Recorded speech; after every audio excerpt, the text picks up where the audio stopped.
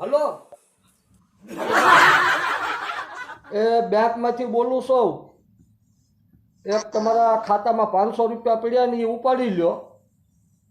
પણ કાંઈ પહોંચ થવું જોઈએ ને 500 રૂપિયામાં.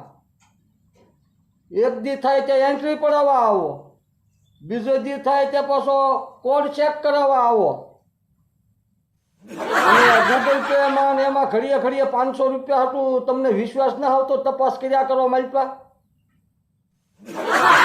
ફોનમાં જોયા કરો.